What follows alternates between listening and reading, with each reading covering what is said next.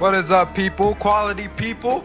We are back, and I come bearing gifts. It's What's my up? beautiful cousin, Gabrielle Bennett, in the house. What's up, y'all? How are you? Let's get to some of your comments. Christopher Bennett, What's up, a.k.a. Gabrielle's father. Very proud of you, Gabrielle. Keep up the amazing work. Quality people. Hey, just like Kenya always says, I need you to Fight for the algorithm. because we are on a mission to spread some practical religion. Let's get to some more of your comments. It has been a while, people. Aunt Cindy is also in the house. Hello from the DMV with a cheery, youthful smile. We love you, Aunt Cindy. Yeah, so it's crazy. So you came down here. My mom went up to see Aunt Cindy. Yeah. And so we're just like family members or with family members. Oh, look what we have here. We have Aunt Kelly in the building. Rob, what are you doing here? Welcome, welcome, welcome. Hey, Love we got an amazing show for you today. Do you know who this person is? Because I do not. I have no idea. That's Rogue. So yeah, I did put it on my close friends, so maybe someone's like, I don't know. We got a close friend in the house. We got a close friend in the house. You got a close friend in the house. Who's Hey, DB Joshua Scott? and family. DB Scott. I don't know. Yeah, one of our cousins has is May Day, so hopefully May Day pops in. But yeah, we got an amazing show for you. We'll get to some more of your comments here. That's cousin Sinitra. Oh, whoa! Okay. Cousin What's up, Sinitra in the Sinitra? building. I love it. I love that. We love your patio, by the way. It's beautiful. I just saw it. It looks amazing. Cool. Yeah, so S. Rogue is cousin Sinitra. And we also got Mayday in the building, which is our Aunt Cindy's eldest son. Mayday. Aunt Cindy's eldest son. Michael? Yes. Why you say? Oh, Michael. Okay. He I'm goes like, by Mayday. What is it? MR. We keep his name anonymous. I like that. Okay. All right. So we got an amazing show for you today. Welcome to Profitable Conversations. As you see, we're going to have a great conversation. We're keeping it in the family today. Yes. Let's pop up our little tracker. If you don't know, Gabrielle is getting her Ph.D. So we're going to be covering that. We're going to be covering her thoughts on how her purpose is evolving, how she finds identity, and then I'm going to throw some of my prop tips at her, and we're going to see, what she thinks about those. We're going to have a great discussion, so you are not going to want to miss it. But first, before we get into that, Gabrielle, just tell them who you are, what you about, just a little elevator pitch before we get into our topics. I love that. So my name's Gabrielle. I'm originally from Jersey in the house, period. And a little bit about my educational trajectory. So I started off at Edgewood/Winslow. We have some Edgewood folks in the house back when it was called Edgewood. Now it's Winslow. And then I went to UMass Amherst, where I ran track and field. Then I hopped over to California, Cal State Fullerton, out in Orange County, where I did my master's. And now I'm here in Chicago doing my PhD. Sure. Just to be clear, here is not Chicago, but she is currently I'm in Chicago, She's yes. in Georgia. I'm in Georgia right now with the fam, but Yeah. I live in Chicago. Right. That's awesome. We like it. And that leads perfectly into our first topic, PhD. Right? So you're getting your PhD, and I have just a simple question. Why get your PhD? That is a great question. So honestly, I got it, and it's funny because I feel like most professors say this, but because I didn't know what I wanted to do. So I just figured I'd just keep going to school until I figured it out. And it worked quite well, but I really would say one of the main reasons is because I was attracted to this program. So I work right now primarily with juvenile justice facilities, and I get to work with kids and do sports in the facilities with them. And so I wanted to find a program where I was able to connect with kids and connect with youth who are, is this working? Yeah, you're good. Okay, connecting with youth who are at risk.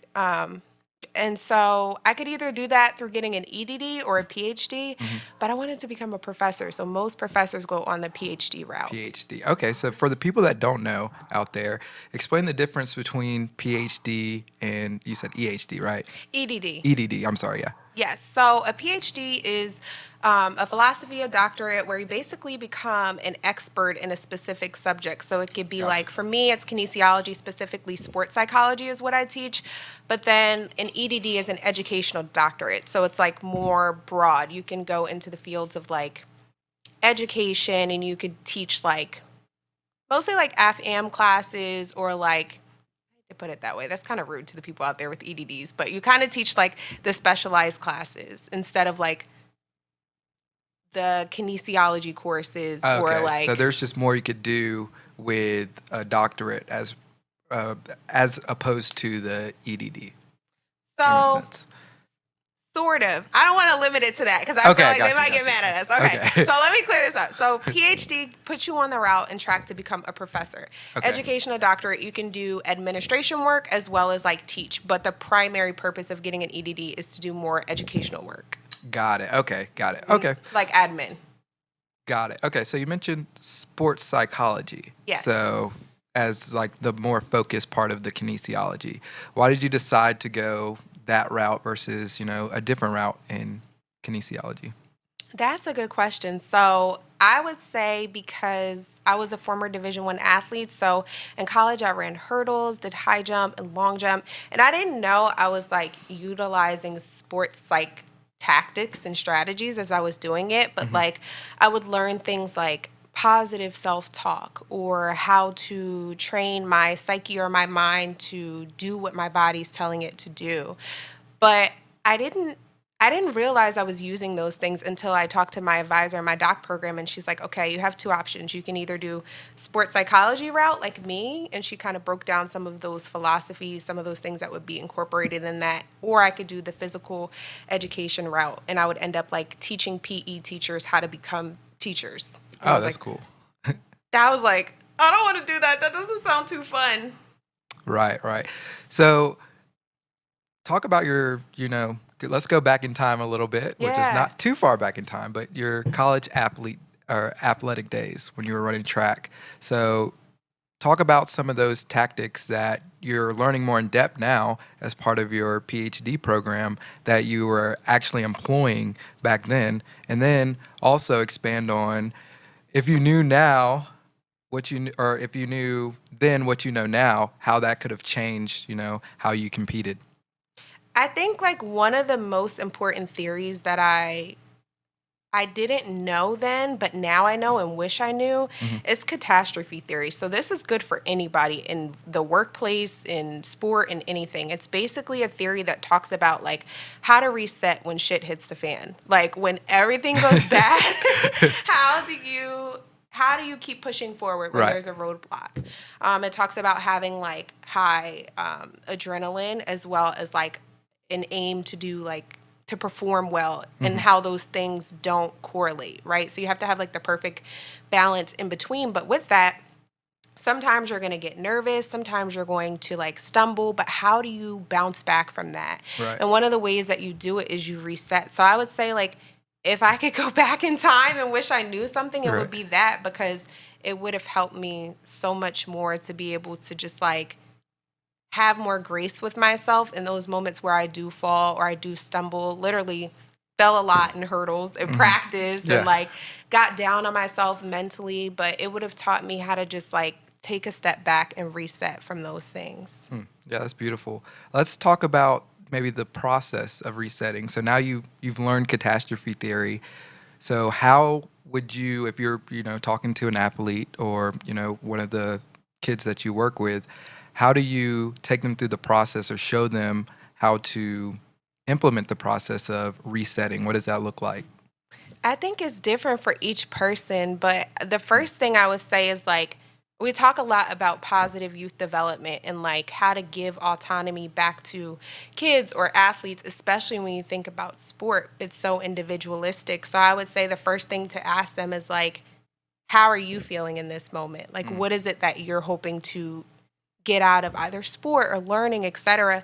And I would ask them, like, what are some things that calm them down? So sometimes we talk about like somatic breathing techniques. Sometimes we talk about like you need to be a little bit more hyper. You need to get your arousal up. So there are some like regulating up techniques as well as regulating down Right, techniques. because Like, some people are too, calm, and some people are too hyped. yes. And so they need to kind of meet in the middle. Okay, yeah, that's Yes, cool. like think about a track race. If you've ever seen like athletes in the beginning of track like smack their legs and like Right. jump up and down, those are individuals who need to get like aroused more. So they need to get up more. They're trying to, right? they got to psych themselves up. So that might Okay, be them gotcha. resetting is like, I need to get more amped up because maybe let's use grades for instance. Maybe my grades weren't good enough, so I need to get myself like excited for the school year. So maybe there's some strategies or things that I can do to get hyped up for that. Or Right. regulating down techniques might be like somatic breathing, or some people listen to music before a sports performance, Gotcha. things like that to try to calm them down. Yeah, I was always I got to calm myself down type Uh-huh. person because I'm naturally just let's do this. I'm just all over the place. Actually, in fact, before my state championship game, it was just, I mean, it's unlike anything you ever experienced because it's the last game. You're going to have a lot of scouts there. Your whole town's traveling to go to wherever the venue is. And you're just like, this is one of the biggest games of my life, especially as a high schooler. And I Yeah. remember before the game, we had just, done, the pregame warm up, and I saw my mom, and I went over to her just to, say hey, and she looked at me, and she was like, "You need to calm down," basically. she was like, I can see it in your eyes, like, Yeah. She was basically like, it's like, calm down, Yep. like, you're gonna be good. And we ended up winning the state championship. I ended up having a really good series and contributing to helping my team win. I love And that. so, but yeah, that reminds me of, the things that you're talking about. It's like there are times you have to really understand yourself, have that Yes. emotional intelligence. And then once you understand the type of person that you are, then you're able to apply, different tactics that best suit who you are to get yourself in the optimal, position to succeed. Yes, and with that, I do want to say too, like some people turn to outside sources as well to reset. Like think about one of the things that I talk about in my class is like vicarious experience. So like I'll use my parents for example, like the fact that my parents completed 4 years of college athletics on a Division I level. I was like, ooh, if they finished it, I Yeah, I can could do finish it, it yeah. too. So like sometimes your reset may be like looking at different people. I know you talked a lot about earlier the podcast that you like, someone that inspires Right, you, right. right? Like so looking at him may give you that vicarious experience. Okay, if he can succeed at doing a podcast and have X amount of followers, like I can do the same thing. Right.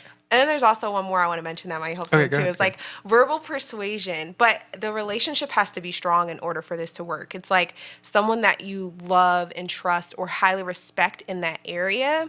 If they're persuading you to pursue something, whether it's academic excellence or a bigger job in your career, etc., that will also be able to help you to reset. So that's like you have a role model, or which I mean that can include your parents. It can Yep. include a close friend, or it can even nowadays, since we have the internet, it can include the people that you watch. Yep. And so let's talk about influences. How important are the influences and role models that you look up to, and relate that kind of back to that theory that you were just mentioning, or the tactic that you were just mentioning. Yeah, catastrophe theory. So it's extremely important to have like role models in your life to look up to. And that can be like in sport, that can be in your personal life, that can be in your professional life.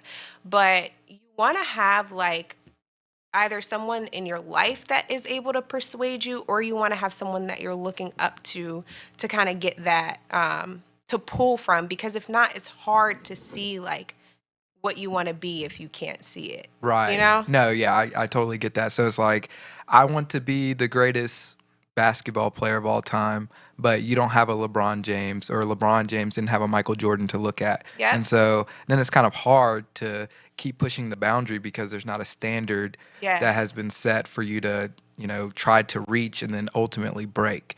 And so, yeah, no, that's very interesting. Yeah, and so it's sometimes like shit hitting the fan could be you didn't have those things in place in your sport, like, or some of those relationships fell apart during your career, your trajectory, or you had to switch coaches. That's a lot of time why you see like athletes might want to quit their teams, or they may want to transfer because their relationship with their coach fell apart. And so it's like maybe that they were getting verbal persuasion or vicarious experience from that person, etc. So it's important to take those things into consideration when you're thinking about resetting. No, that's good. That's good. Let's talk about the relationship between the player and the team. So the player and their coach, their player and their teammates as well. So how much of it is the player needs to adapt to the team, and how much of it is the player needs to be a good fit for the team? Ooh, that's hard. Yeah. Okay, say Yeah, that that is. one more time. So yeah, so when you think about teams, right? Okay. So you might have a really good player, right? Mm-hmm. And then you might have a team, and this team may not necessarily fit the playing style of this player, but they really want this player because he's an excellent player, right? Yeah. So is that actually a good situation where the player can come in and adapt to that situation, or is it more advantageous for the player to get on a team that may be less talented or Mm-hmm. finish less in rank, but is a better fit for them to where they can get on the team and possibly, I guess, elevate that team? So which situation is better? I would say a better fit will work better because I teach this too in my class, like Tuckman's model. Like team dynamics and team cohesion are so important. It doesn't matter if it's like your colleagues or sports, etc. Like you can have whenever one new person comes onto a team or they're coming into a workplace, the dynamics shift. So you could have someone with like a stronger personality come in and they're taking over and everybody's thrown off. The team dynamics shift. And that's why I say it would be important for that person to like be on a team where it makes sense for them and it fits for them, Yeah, that's as good. opposed to like shifting the team dynamics for that person, because that's when you have like the conflicts in relationships. And I would say like another thing that we talked about is like it's 80% relationships, like 20% encouragement when it comes to team dynamics, because like relationships outweigh performance every time. Like you can't perform well if you don't have positive nurturing Right. relationships, especially if you're doing in highly interactive sport. If you're doing more of an individual sport, it won't matter as much. But if you have like basketball team, etc., those teams need to have really strong cohesion. Yeah, and chemistry. Yeah. No, that's good. Kenny and I watch a YouTuber who always says like your network is your net worth. So Yes. the people that you associate with and the people that you connect with will be the reflection of, your net worth, basically how well you can do economically. And the more people that you connect with, the more you can rise economically in a sense. And so it's similar in sports. So I actually had a business professor in college who she was my management teacher, and she was like, yeah, when you go to apply for jobs or go into a job interview, you should be interviewing them just like they're interviewing you, because finding the right job that you're actually going to, enjoy and be able to thrive in is all about fit. And so Yeah. that's kind of where that question stemmed from. Was I was wondering if you would say it would be better fit or if you just go to the better team in a sense. And I mean, you kind of went the direction I thought you would, where it's like it's always the better fit, because Yeah. if you get into a place where you can fit, well then your clarity of vision will be better. It's kind of like a puzzle, right? If you get the puzzle pieces to fit, right, you can actually see the picture. But Yeah. if you're trying to fit this puzzle piece in and it doesn't fit with the picture, Yeah. well then that player isn't going to be able to thrive, or you're not going to be able to thrive at your job. Yeah. And so that was something that really struck me during that class. Was she was like, it's all about fit. It's like, because I believe she worked at Nordstrom for like 20 some years, and she was like, Wow. I loved it. I traveled all over the world to do my job, but at the end of the day, it was all about, is this the right fit for me and my circumstances? And then when it wasn't, that's when she moved on from the company, and now I'm not sure if she had another job aside from teaching, but she was probably my favorite professor. I love that. During that time, we had a really good relationship because she really enjoyed athletes too. Nice. And so, yeah, it's all about fit. Even with like the teacher, like when you're, signing up for classes, you want to try to get with a professor or with a mentor, with somebody who's going to, fit your learning, style, or just somebody that you kind of jive with, Yep. so that you're in a more relaxing environment, so that you can, better learn in a Mhm. sense. So, yeah, I like that. You talked about Tuckman's model. Did I say that right? Yes. All right. Mhm. So you said it. Yes. I don't know what that is. So break it down for the people. What is Tuckman's model? Tuckman's model is a dynamic process that can start over. It's basically where every team comes together and they have like the norming, the forming, the storming, and the performing phases. So the norming is when the whole team is like coming together. And it's kind of like, I like to call it like a piss competition. That's what I say to my students, like piss competition. Like, who's going to be the outstanding performer, who's going to be more talkative, who's going to be boisterous, who's going to be like that silent assassin. So everyone's kind of sizing people up. Then you have the forming. This is where like roles start to become more clear. You start to see like athletes really stick out or colleagues stick out in certain areas, and role clarity becomes clear. Then you have the storming. This is where like conflict happens. This is where you're trying to build those relationships, and you're building them between coaches as well as players, and trying to figure out the team cohesion and dynamics during that point. And there's a lot of storming. I think about like Coach Carter is a good example of this, like all the Yeah. storming that happened in that movie. I show it in my class, and it's just like you can really start to see like the breakdown in the team through this model. But also, the last phase is the performing phase, where everything starts to finally gel together. Like you have your players, you have your understanding, you've already went through the storming phase. Now the team is performing well. But it's a dynamic process. So this means like at any point in the game, it could start all over. And that's what we were talking about earlier, why good fit is so important, because Right. if one person comes in, they can throw that whole cycle off, and then it starts from the beginning. That was beautifully explained there. Thank you. That was great. I felt like one of your students. Thank you. No, that was really cool. So yeah, Coach Carter, great movie. That's Yes. one of that's up there as far as like my favorite movies. Really good. So if you haven't seen that, you need to see it. Go tune in. And then now you have something that you can be referencing throughout. You're gonna be referencing Tuckman's model and how things come together to form a dynamic team. Yep. Really quick, Yeah. talk about how roles within a team, how important are they? Very important. So you want to make sure that like, because a lot of times we talk about like star athletes and we forget that there are other athletes on the team. So I think like role clarity becomes important, whether you're a star athlete or a star colleague or star whatever you're doing in your role. You want your other colleagues and players to still feel like they have a role. So like you never want that star person to seem like the star person to everyone else, because it's just going to make the whole Or like dynamic, they're the entire team. or they're the entire Right, team, okay, yeah. because then that creates resentment, that creates conflict in relationships Right. between the coaches as well as the players, between the colleagues and the bosses. So you want to make sure that even if you have a water boy as a colleague, that they feel like they're the best water boy ever, right? Or they're the Right. best, like you want to still give, and one of the ways that you can do that is by creating like meaningful moments throughout that relationship. Like Okay. you want to look for opportunities to, I call it like soft compliment them.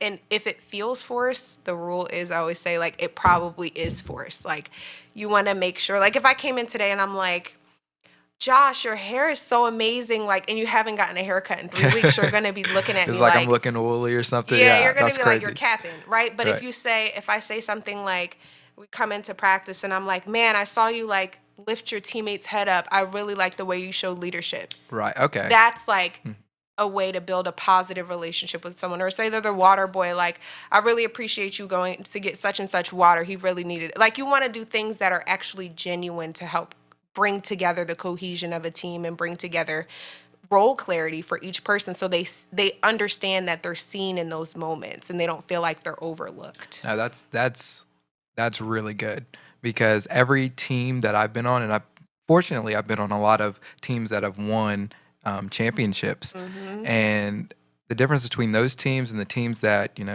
weren't as good or didn't win the championship was the teams that won were the ones where everybody on the team, from the greatest to the least, understood their role. Yeah. And I've been on championship teams where I was like the guy, and I've been on teams where I wasn't, playing every day. Yeah. Especially the time we went to the World Series in college, I wasn't playing every day. I was basically a bench player. Yeah. But I still understood my role, and I was like, I got to be here. There's no sense in, being sorry for myself or taking pity for myself because I wasn't performing at a good enough level to be on the field. It's like, no, let me support the guys that are, because these are my brothers. Yes. Right? I love that attitude, because a lot of players don't have that. Like, a lot of people don't have that. And the flip side of that is, it's not all the athlete's responsibility either to do that, show up with that. It's also the coach's responsibility to reinforce, I saw you show up today. You didn't have to show up with that attitude. You didn't have to show up to support your teammates in that way.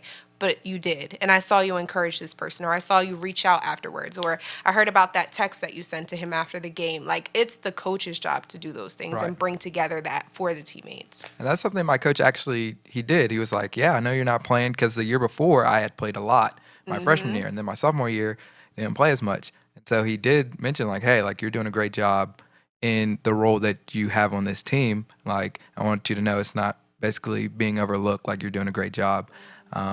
And so I was just like, well, thanks. At least it's not going unnoticed. Yes. But yeah, it does take a lot of maturity to get to the point to where you're like, man, because everybody wants to be playing at the end of the day, right? You don't join a team or participate on a team to not actually participate in the sport. Yep. You want to be an active participant in whatever the game is or whatever the team is doing.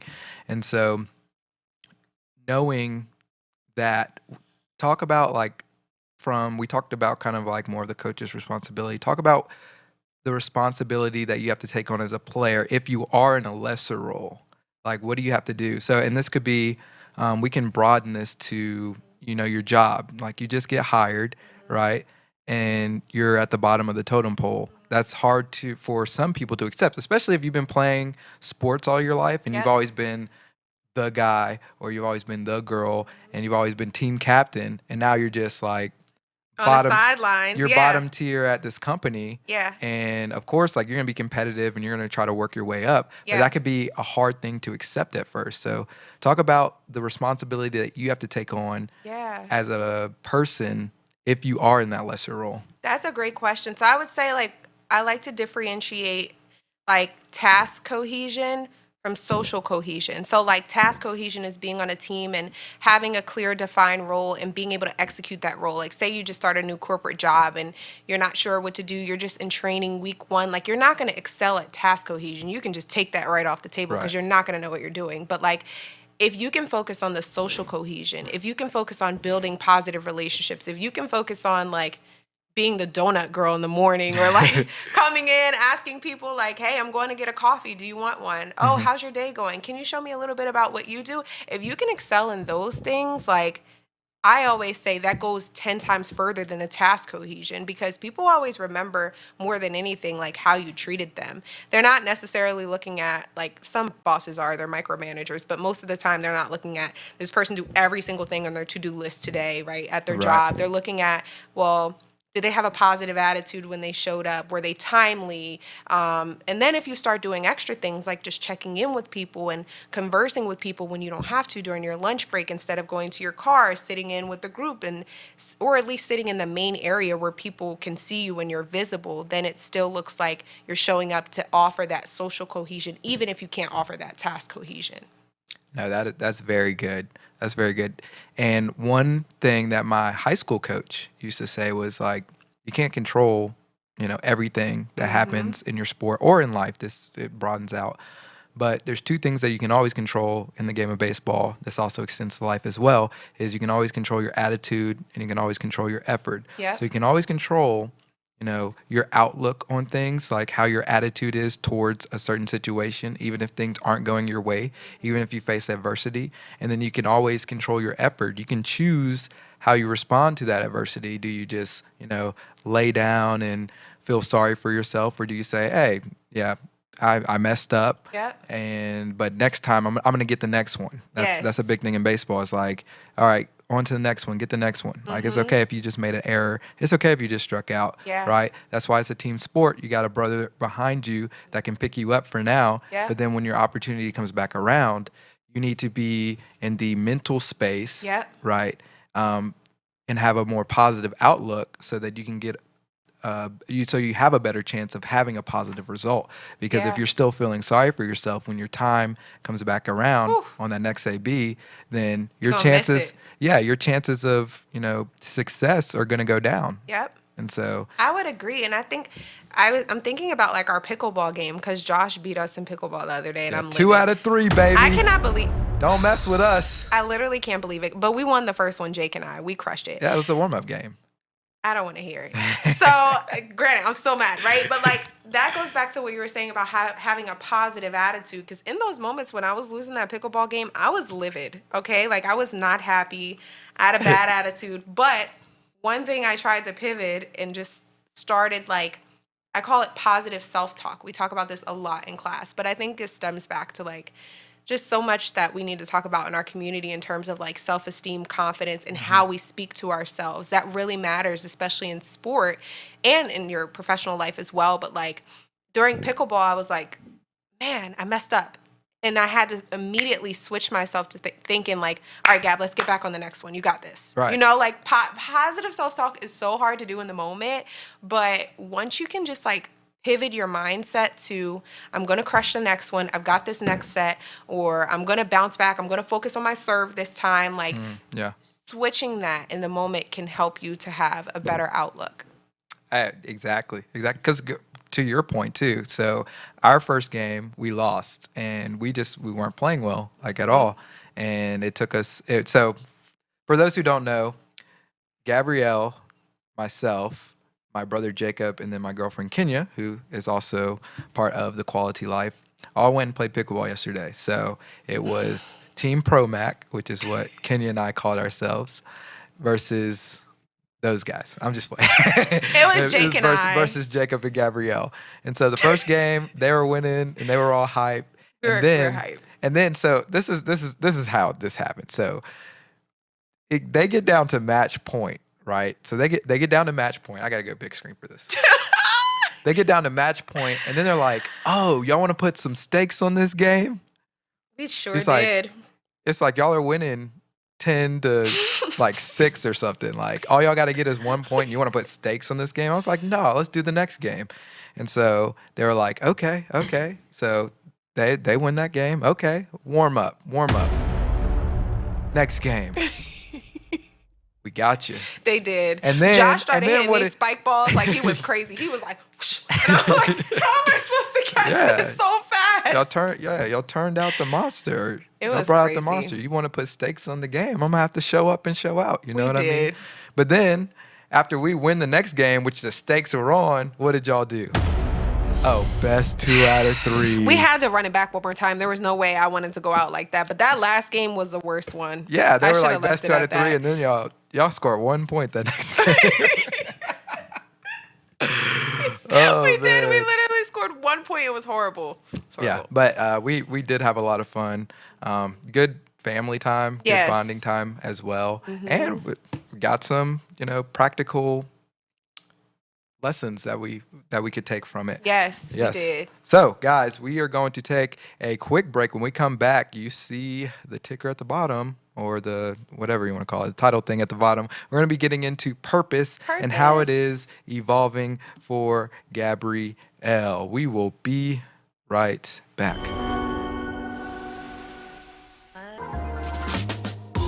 We are back. What's up? We're back. We are going to get some more profitable conversation, but real quick, shout out to Mama Profits in the building. What's up, Aunt Sonia? She is in the building. Hey, Mayday's got something to say. He said, "You can say my name. It won't dox me." I like it. What up, Michael? What's up, Michael? How you doing? And that reminds me, it is a family reunion. I love It's it. like What's a up, family Kenya? reunion in the chat. LOL, I love it. Hey, people, I need y'all because we are on a mission to spread some practical religion. And so I like what Aunt Kelly said. She was like, so appreciate the practical examples. And that's what we try to do here on the Quality Life, is give you, quality practical examples that help you to better yourself as a person, that help you transform more into the image of Christ ultimately. And so let's see. Kenya said, hey, join our private Facebook group. It is the first link in the description. So if you don't know, we do have a private Facebook group. So if you ask to be invited, we'll let you in. And we're going to be starting to do some really cool things in there coming up. It's been inactive for a little bit, but since our audience is growing, and thank you guys for the new subscribers, we're at 526 on the road to Let's 1K. go. Then we are going to be very active in that Facebook group and have some, cool little things for you guys to participate in. Just along with, on the road to 1K, before we get into our next topic, when we get to 1,000 subscribers, we're going to be doing some crazy things. And if we don't get there before about August, then we will have some crazy things coming down the pipeline. We're going to have some new shows. You're going to be seeing some new faces on the Quality Life as well, and it's going to be really cool. But once we get to the 1K mark, YouTube actually opens some new features that will allow us to do some just really, really, really cool things. And so, just make sure you're sharing this with your friends and family, telling them to like and subscribe. Like for the algorithm. All right. I love that thing that it does. Like for the algorithm. Oh, yeah. That's fire. You got to. You got to let them know. All right. Also, if y'all have any questions or comments, then, just leave them in the chat. I'm pulling them from the chat, and we will pop them up if you have any questions for me, if you have any questions for Gab, or just any insightful comments as well. All right, let's get into our next topic. It is purpose. So, here is my question. God is with you. That is not the question. Hold on. That's the next question. So Okay. Keep that in mind. So this is the actual question. How is your purpose evolving? Ooh, this is a good one. My purpose. Well, let me just start by saying, I didn't even know my purpose would be where it is now, working with college students. I thought my purpose was when I was doing my master's in California, I swore I was going into student affairs. I was going to help students, whether it was in the financial aid office or working with students in student conduct, because I used to oversee the student conduct process. I used to have to tell fraternity and sorority students, oh, you're on probation, or you have to get suspended for a little bit. That was not fun. I did not like that, because I am anybody who knows me knows, I am very lenient, and I don't do well with discipline and rules and all this stuff. It was just too much. But yeah, you're more of an agreeable person. I'm very agreeable. I'm a Pisces. I'm a water sign. We don't want no smoke. We just want to chill. We just want the vibes. So I started off doing that, and I thought that's where my purpose was going until I got in the program, and I was okay, I don't really think I want to do this. I think it's time to pivot. At that time too, I was like doing personal training and starting to train different people, and I really loved it. But then I realized, like, okay, I need to connect my love with kids for like, and sport together. Like, I need to find a way to mesh those two.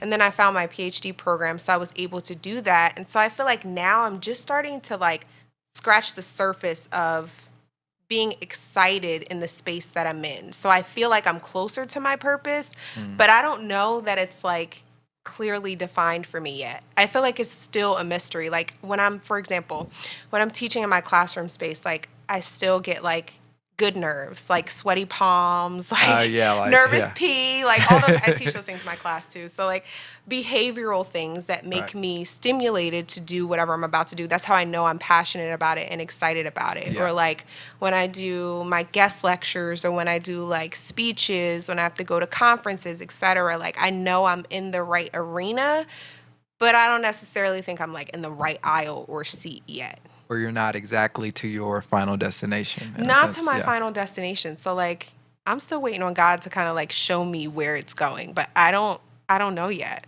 No, I like that. No, that is fair. And you did give a very good summary and timeline of, how your purpose has evolved. You thought it was here, but then you realize, oh no, it's not quite that. But you Mhm. still take what you loved about the space that you were currently in, Yep. and then as you move forward, then it was like, okay, let me take what I was passionate about here and apply it to this new area in my life. And then you found your PhD program. So what was it about your PhD program specifically? You mentioned that it meshed, sports and your love for, training people. Yes. So what exactly was it? What about it, really set your soul on fire when you kind of read, what was involved with it and what you were going to be doing on the day to day? That's a great question. So I would say like I actually wrote about this not long ago because I was doing an application for a scholarship and they asked me that question.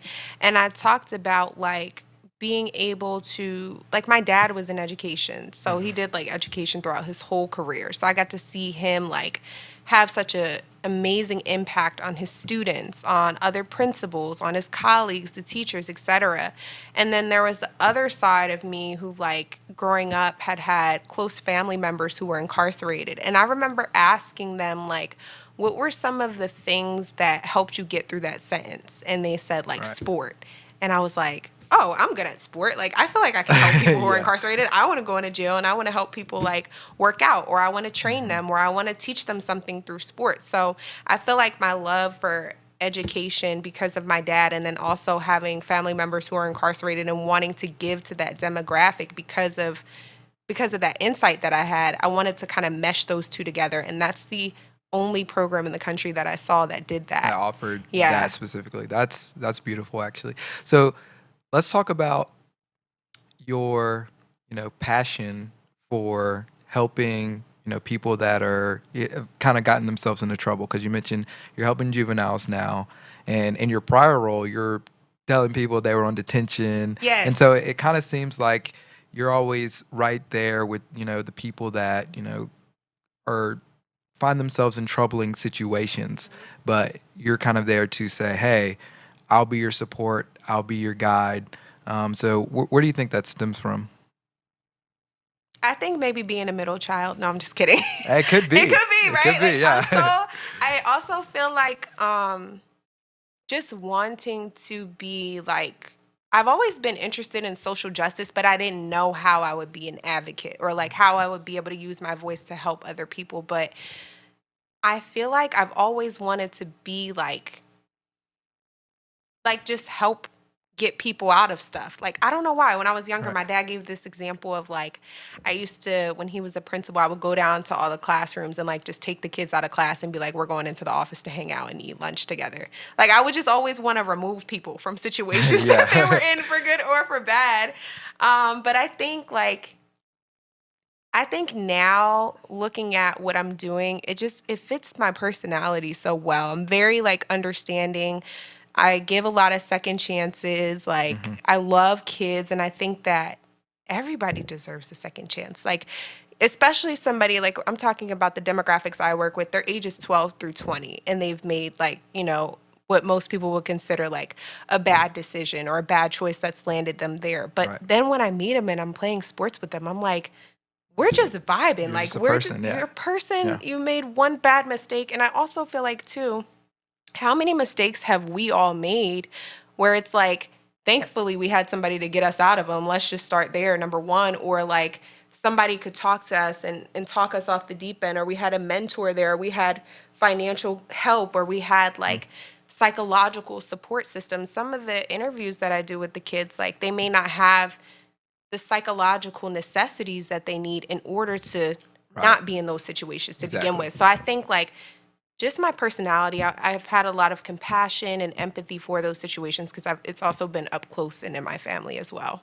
No, that is awesome. And I think sometimes we see certain people act out in a certain way, and we're like, oh, that person's just, they're trash or whatever. And Mm-hmm. then you kind of forget that you have the capacity to be in the same situation Yep. if you didn't have the tools that you had, if you weren't loved the way that you were loved. And so sometimes in order to transform somebody for the better, which is our ultimate goal as believers, is to one, transform more into the image of Christ, but also the way that you do that is by, the fellowship and the communion with, other Christians or just other people in general, because it wasn't like Jesus was going out solely to the people who believed. He Yep. was going out to people who were in troubling situations, Yep. and he wasn't necessarily affirming their sin. He recognized their sin, but he was always treating them for what they could be so Yep. that they could transform into who they were called to be in God. And so that's kind of what I see in you, which is a really Thank you. beautiful thing where it's like, yeah, these people have stumbled, but you're saying like, yeah, let he who cast the first stone, or let he without sin cast the first stone. It's Yep. like, no, let me, take this person and, give them a second chance. And show them something different. Yeah, give them the tools, which is Yep. that's the important thing. It's one thing to say, hey, don't shun this person. Let's just give this person another chance. But if you don't give them the tools so that they don't fall back into that same sin that Mm-hmm. they were in, or back into that same situation that they were in, well, Yeah. then you're not leaving them any better than where you found them. You're just kind of giving them another chance to do the same thing over I again. I would agree, and so that's another reason why I love the program that I work with so much, because we bring them on college field trips and they get to sit in my sports psychology class, and they're not going to be quiet because I'm gonna be calling on them. Because, but also we have those strong relationships like I talked about. I'm in there a couple times a week, connecting with them, doing sports with them, learning about their family life, the things they're passionate about. So they come to my class and they're like, this is the first time I've sat in on a college class. Like, I don't know anybody that's been to college. And it's crazy to see you up there teaching. If you were my teacher, this would be easy. I'm like, first of all, Yeah. don't say that. My class is supposed to be a little bit challenging. But I'm glad that I get to experience that with them. They get to go to the dining hall and eat food. They're out Right. of, the facility for the day, connecting with college students, learning what it's like to be on a campus. So it's so fun for me to be able to co-create that experience with them. Like, I ask them, like, what do you want to do? Most of the time it's, I want to go see girls in the dining hall. I want to go sit in your class. I want to go swimming, or I want to see a pool. I want to like see the college campus, see a dorm, see where y'all sleep, like things like that. So we try to make it happen for them so they can have that vicarious experience, so they can see other college students, or they can see professors, or they can see people their age doing what they want to do. No, yeah, that's awesome. That's awesome. Yeah, shout out to you. Thank you. So I'm trying to see where I want to go next. Let's shift a little bit. So talk about competition. So you mentioned that you're doing a lot of sports with them, and talk about the importance of competition. And I've noticed a lot of how important competition is specifically within men. Mm-hmm. But just talk about how important and pivotal competition plays in our daily lives and getting us to strive for the better rather than maybe just staying stagnant or being stuck where we are and reverting to bad habits. Yeah, it's extremely important. So I did this sport ed model with my advisor in one of the facilities where we were able to measure like how important competition was. And we put all the kids who were in different units on different teams. And so we had them competing in like poly sports. We had them doing basketball competitions each day when I would come in, or like exercise competitions, who can do certain amount of push-ups in, let's say, like 2 minutes. And every time they saw the board, I would mark off the board on who won each day and how many points they had for like team cohesion, encouraging each other, etc., miscellaneous stuff. I also even did a rap competition, and that was fire. Oh, I Like, bet that was awesome. oh my Yeah. God, that was my favorite one. But being able to see them like compete, I feel like that brought a different side of them out. Like, the stakes were high because they got to come to NIU for a visit. And so they were super excited about that. But I think the other piece of that is like, healthy competition just helps us grow. It helps us Right. stay stimulated. It helps us stay healthy in our minds and in our bodies. I also think that it helped them to focus on something different than their current environment. Like, oftentimes they use like sport as a distraction, or like programs that they're involved in the facility as a distraction or a catharsis from what they're going through inside of there. So I would say competition in that aspect is extremely important. That's good. Yeah, because I've noticed that if guys aren't pushed, specifically guys, one, because I'm a guy and that's my experience in a sense. But if guys aren't pushed to be competitive, then they don't have ambition generally later in life. And so, like, if they didn't play a sport or they weren't part of like chess club even or debate club or they weren't competing in some form of fashion to kind of sharpen themselves, then they essentially become dull as individuals because they lose this ambitious drive. And I think a lot of it is brought on by kind of how the culture has shifted with everybody, like kind of the No Child Left Behind, which is good in a sense because everybody gets to be seen, but I don't think it's healthy because it almost takes the top performers and said, hey, like, yeah, you're a top performer, but this bottom performer, they're getting recognized just as much as you. So can you speak to, because you mentioned stakes, right? Which I'm big on stakes as far as crafting, a story in video or just like creating an experience. There always has to be something at stake, right? Yes. And even yesterday, we were like, yeah, we need to put some stakes on this game. Yes. So talk about the difference between, and even if you lose and something was at stake, if you were competitive in it, you can still learn from that. So the next time something is at stake, even if it's not in that same arena, you can apply the lessons that you learned from the last time that something was at stake to this time. Yes. And so that can help you become better. But if nothing's at stake and everybody's just like, you just do things to do it, then you don't have that learning experience, whether you win or whether you lose. And so talk about how the difference between healthy competition and having stakes on, just different activities versus just doing things and everybody's just, we're here and and everybody gets a a participation trophy. Yeah. So I would say there's a couple things with that. Like the first is like the way I talk about it to my students is like the task has to be attractive to that person. Like you can't give everybody the same task. Like I always use the example like if I told you like at the end of this class, if you get an A, you're going to have dinner with Rihanna, you would probably get an A, right? But if I told you you'd be maybe pushing for that A, right? Yeah, and I have 29 guys in my class, one girl. So I'm like, if I told you were having dinner with Jonah Hill at the end of the class, maybe Jonah Hill's not your favorite person, right? And you might be like, yeah, that's corny. I don't care. Right? So for the person, and you're talking specifically about competition, it has to be attractive. You have to want to achieve that task, which means there has to be incentives involved. And so incentives are either going to be intrinsic or extrinsic, right? So it's going to be, I'm passionate about this and motivated enough and the task is attractive enough that I'm going to give my all to it. Or it's extrinsic. I need a reward. I need some recognition. I need someone to post me or whatever, and that's going to be my way of competing because I see that extrinsic reward. Oh yeah. And then the sucker effect is kind of what you're talking about, which is like people sometimes after the competition get like kind of down on themselves, or they'll be like, this was trash. I didn't want to do it. Let's just all have participation trophies. Like when you think about that, you're sort of thinking about like what people are attributing their success in competition to or their non-success. So it could be like their ability wasn't there, for example. Like maybe they didn't practice enough. Or it could be like, oh, I had a bad ref that game, like their luck or something, right? Yeah. Everyone hates that person. Like, don't be that person. It's just like, hey, we still had to show up and play the game. Yes. It's like we could have just blew this team out and not had to worry about the refs or the umpires or whatever. Yeah, or it could also, another one is like task difficulty. Like the task was just too difficult. It was really hard for me to get into the midst of it because it just was hard. Right. So there are some caveats to that. Like, and it's really interesting because it's individualistic and it's up to each person how hard they want to go at competition, depending on how they're motivated and how attracted they are to the task. Okay. That's interesting.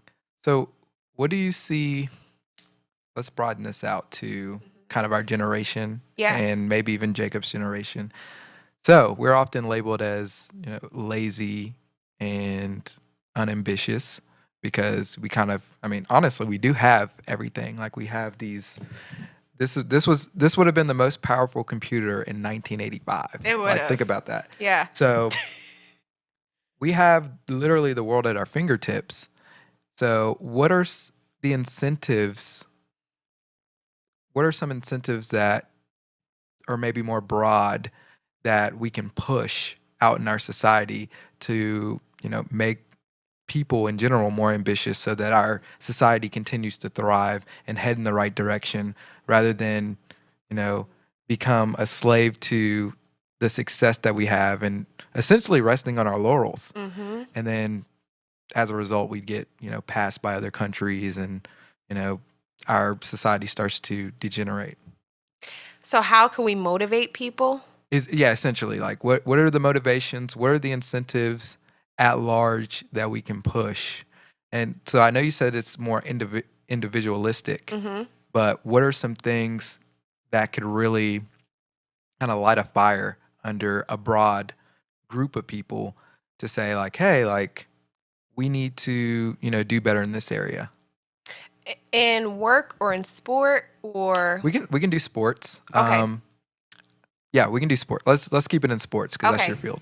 Okay, so some things that we can do in sport to motivate people. The first thing you want to do is build that cohesion amongst the group. Mhm. So you want to have that cohesion. You want to have like smaller competitions within that. So you also, I always talk about this too, like you want to do like things that are unorthodox that most people generally wouldn't be good at or wouldn't be as good at, let's say like in that sport specifically. So you don't want to do, if you got like, let's say like a softball team or a baseball team, you don't want to have them doing baseball or softball related competitions. You want to have them doing like a Okay. dodgeball Got competition it. or Okay. like a flip cup competition or something to even the playing field, to get them more motivated to connect with each other, because connection is the most important thing to have that fire up under a person per se. But as far as like incentives as a broad group, that's a little tricky. Well, I can speak to what you just said Yeah. because going back to, the championship teams I've been on, those teams outside or off the field were really strong as well. And because they were really strong and did activities off the field, whether it was just, hanging out, we threw, a party and everybody was just hanging out for the night, or whether it was like, hey, we're all gonna go bowling or something like that, which is, a Mm-hmm. competition in and of itself.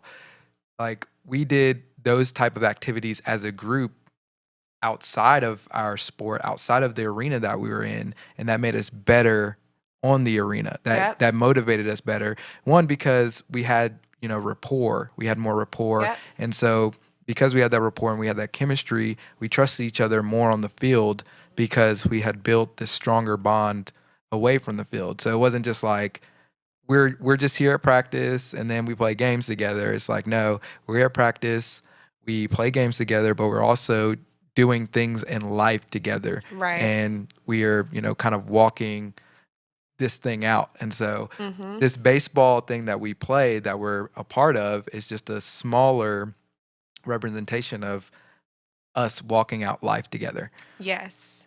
I would say that's key. Like bonding, connecting, social cohesion outside of sport will inherently create that task cohesion and competitive edge inside your sport. Mm. So now I'm just kind of thinking out loud. Yeah. So now I'm thinking the way that we can, motivate more people is to we have to have conversations with them. We have to, and I'm talking about at large now with our generation, is we have to, instead of just trying to push this principle or this agenda on them and this agenda on them and saying like, hey, you need to care about this and you need to care about that, or Yeah. this is right versus that is right. We need to actually talk to them. We Yeah. need to actually start going out and participating in their life with them and walking with them, because that's something that I Closeness don't and proximity. right. That's Yeah. something I don't see a lot. I see a lot of I don't like getting into politics a lot, but a lot of politics is like, we're throwing this out at you and we believe this because the other side is wrong. And Mm-hmm. then the other side does the exact, opposite, but in the same way. Yeah. And so now you're in a position where you're like, they're making me choose a side. And it's like, I don't like either side, right? It's Yep. like, that's not, my experience. It's like, we could be headed down a completely different road and actually, building bridges, but you're burning this bridge and Yep. saying, I can only cross on your bridge. And it's like, no, we need to create avenues in all different directions and get perspectives so that we can best understand how to elevate people Yes. rather than just saying, hey, you got to accept this, you got to accept that. I 100% agree. And I want to add too, like you talked about it, closeness and proximity is one of the keys to building strong relationships and having cohesion in order to Right. create that motivation within people. Another thing that works really well on teams is like having distinctiveness. So you think about like your team jackets that you all wear, or like your Right. team Yeah. backpacks, or like someone's mom's always making cookies. So, on Thursday, Right. Billy's Yeah. mom's going to bake those cookies for you. So, having things that you all, or a team logo, or a team song, or a Right. chant that comes on. Like, we used to have a dance back on my high school team every time we won a state championship, and we won every year, indoor and There you outdoor. go. You better we say did our. it.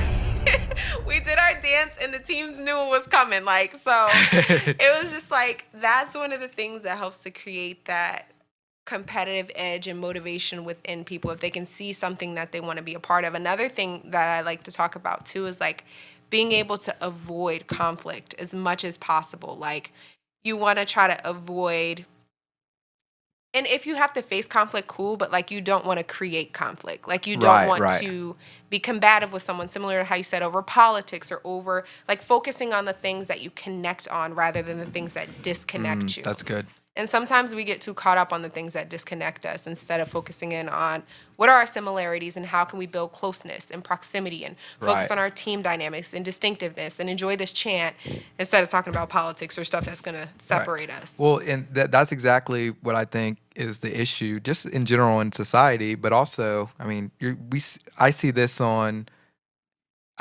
affecting, youth players too, because I coach baseball, high school baseball players, and it's like they're kind of a reflection of the society as far as like how motivated they are to play. I see a change in how,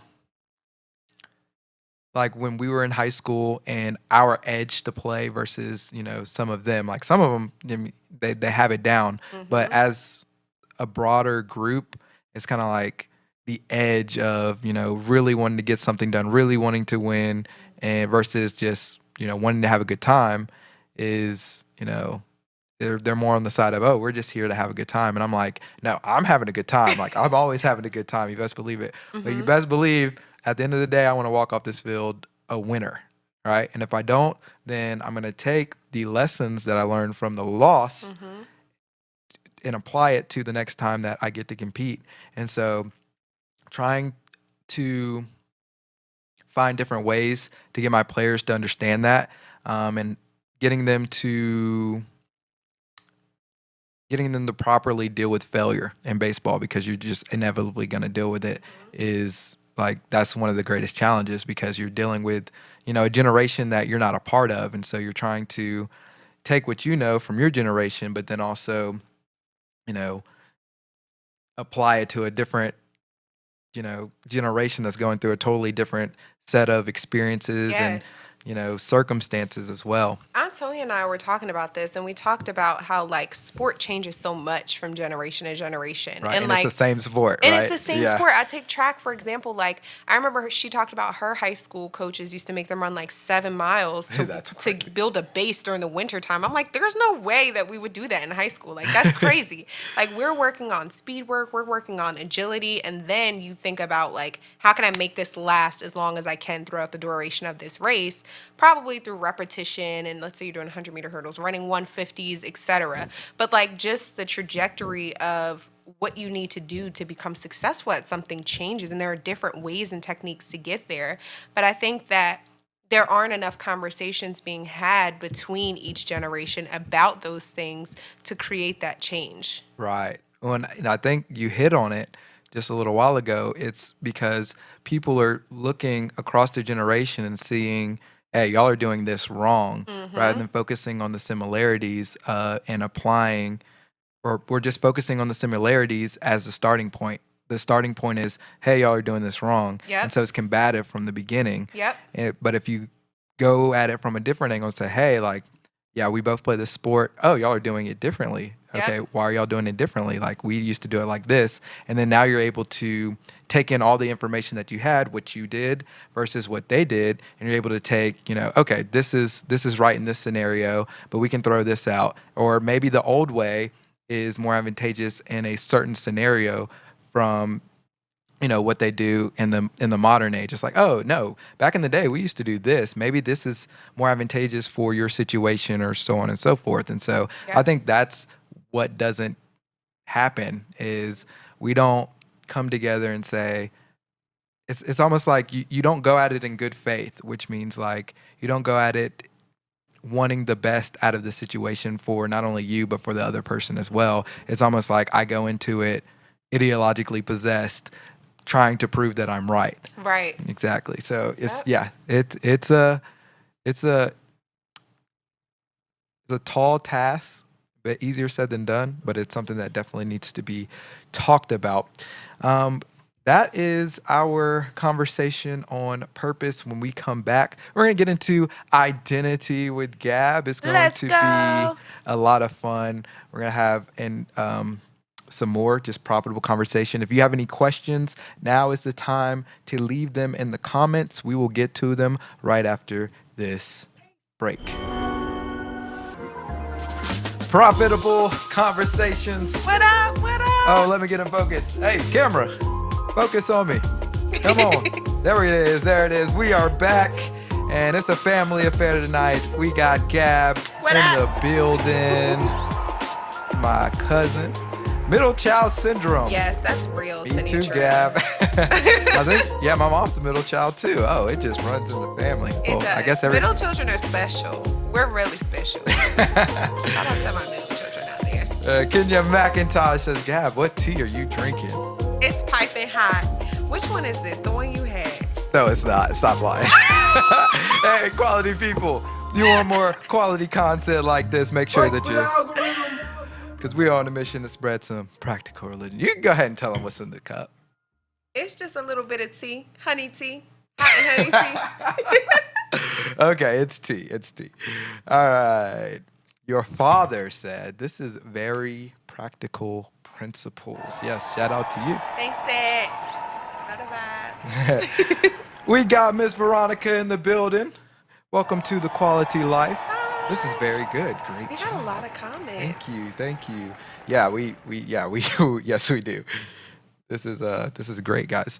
All right. T-Mac says, commit your work to the Lord and your plans will succeed. The good news, even if you're lost and don't know your way out through a difficult situation right now, give it up to God. God is with you. Yes. God is with you. And I think she had a continuation as well.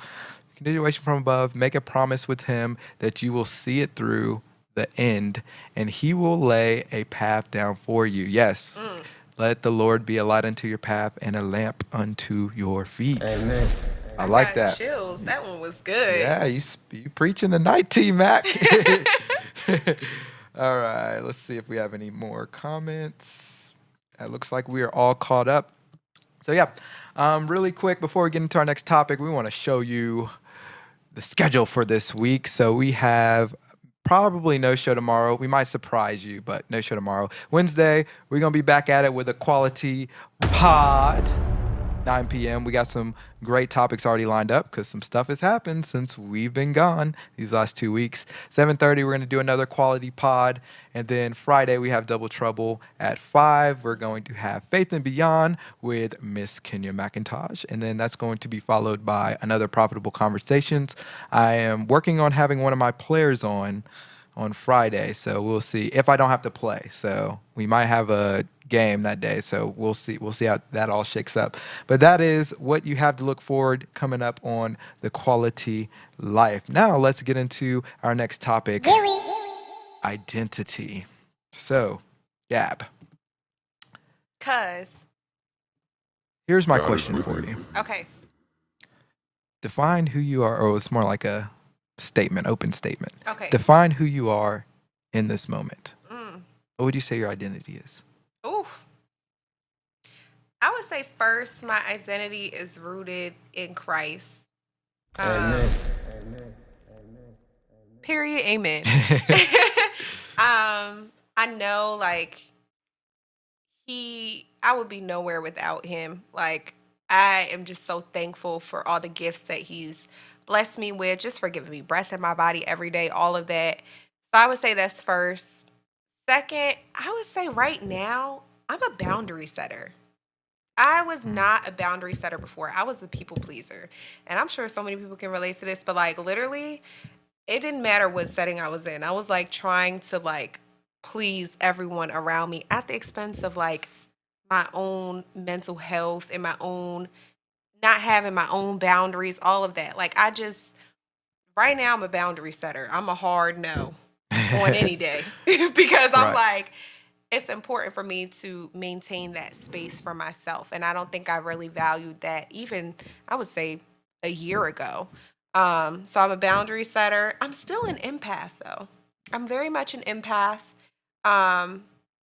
I am a servant leader, so always looking for opportunities to give to people around me, to connect with students, connect with the kids and youth that I work with, as well as very family oriented. And this is something that I feel like has developed over the past year and a half, but like my family means everything to me. Y'all are like it, like period. Somebody come for y'all. They're gonna have to see me. They're gonna have to see me because you only get one family. You only get I got two siblings. You only get two siblings. And just the experiences and memories that I even think back to like us playing Shark, Killer Shark in your backyard. Yeah, that was wild. I will forever cherish those moments with you guys growing up, connecting, being able to hang out at someone's house. So I would say like family is also key. And I'm going to stop right there because those are the most important things to me right now. No, that is great. And I like the last thing you said was the moments. And that's kind of everything in life, because everything in life is about the moments that you have with, different people. Because when everything's said and done, like you may not be able to do this like you used to or that like you used to, but you'll have memories, right? You'll have these different moments that you can look back upon and say, wow, that was good. That was good. That was great. This was an amazing experience that I had. And it's always, those experiences are always focused around, people that you love, whether it's your blood relatives or whether it's, friends or family or friends or, just different people in your life. And so a lot of people don't focus on, these different moments that happen. Yeah. Like you just said, we were playing, hockey, the Shark, Killer Sharks versus the Whales and all that. Yeah. Or even pickleball this weekend. Right. That's a memory with you guys that I'll be able to cherish forever. Exactly. You know what I'm saying? Mm-hmm. And that's a new memory that we created. But think about the old memory. That was from when we were like 10 or 11. Mm-hmm. Maybe even, that was maybe young. No, that was probably around 10 or 11. Yeah. And that's something that every time we see each other, it's like, hey, remember when we played?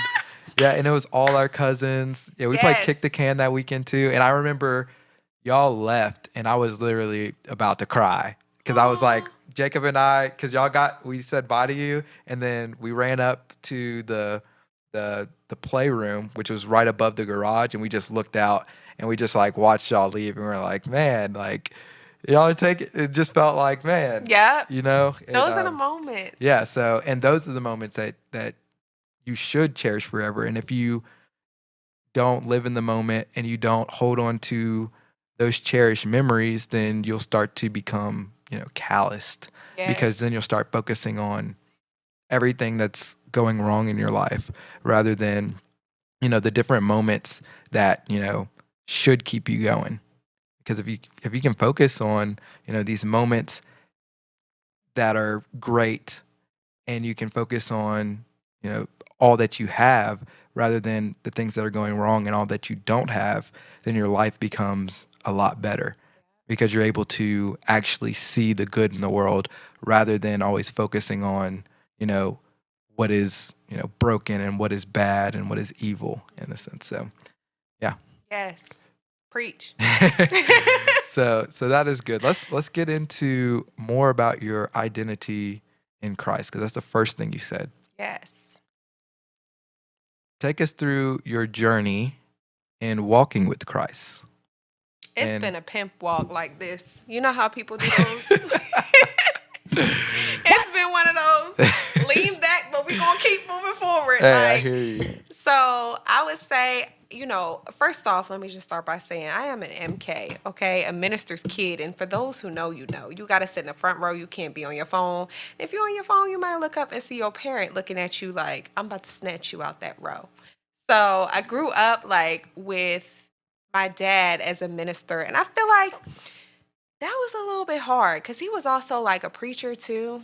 He was a preacher, a minister. He was a principal at the school that I was about to go to. So it was just a lot of pressure, a lot of maybe pressure I put on myself to kind of perform and try to be perfect and live by every set of Christian standards that they are. But as I kind of matured in my relationship with Christ, I realized I don't have to be perfect. I just have to keep getting up each day and make a decision to stay committed to my relationship with him. Yeah. So that's kind of where I've been for the past few years. It's been being intentional with my journaling, being intentional with my devotional time, making sure I'm taking out time to pray during the day and pray when people are making me happier, when they're getting on my nerves, and I feel like I just want to snatch people up. But I'm like, God, you didn't tell me to do that, so I'm just going to pray and talk to you, right? Mm-hmm. When I'm upset with friends or when I get into quarrels with family, trying to navigate through that in my relationship with Christ. Right. Just become more of Christ-like in your manner of how to deal with those. Yes. No, I get you.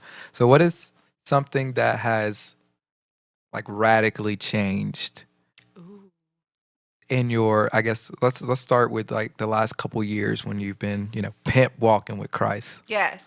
I don't want to say pimp and Christ in the same sense because that sounds. I know, but that's. I'm just going on. No, I know what I said. Yeah. That's why I'm let me not say pimp and Christ. Yeah, but Christ isn't a pimp, but Christ isn't a pimp. But I was just using an analogy. But I would say one of the main areas which really did not make me happy that God was you need to work on this was my social media, because I feel like a lot of my social media, I would post things that weren't really me at the time. I was just trying to fit in or trying to do what looked cool, whether it was pictures that maybe I had a little bit less clothes on than I was supposed to, all right, you in a bikini and you're doing a little bit too much, you might be turning a little bit too much to this side or that side, just doing too much. And I feel it wasn't even I knew it was too much because of my intention behind it or my caption or whatever. I was I knew my social media was one of the areas that he was calling me to work on and change. And I think people have said this to me too, that's an area where they've seen the most change recently. And I was dang, that's crazy. I knew I was changing it or trying to change the way that my aesthetic was on my page, right, because I had done a lot of workout videos. I had done a lot of Instagram-y model pictures. And I was I don't want to do this anymore. And now I'm okay, let me just actually feel comfortable sharing my life. What do I do on a daily? I go play pickleball. Okay, I'm going to go post a picture playing pickleball. It doesn't need to be this whole long thought out thing about what I want to portray to people. It just needs to be the reality of where I'm at. And so I had an issue with social media because I wasn't connected with my reality or accepting my reality and being okay with it. I feel I was trying to compare myself to other people and things that I was seeing on social media as opposed to just living where I was and being okay with that. Yeah. Comparison is this thief of joy. Yep. There it is. So you mentioned that your caption and your photo Yes. wasn't congruent. So, you know, go down the road of like how they weren't congruent and then what the realization was when you realized, hey, like this isn't me in a Yes. sense. And then how did you, correct that?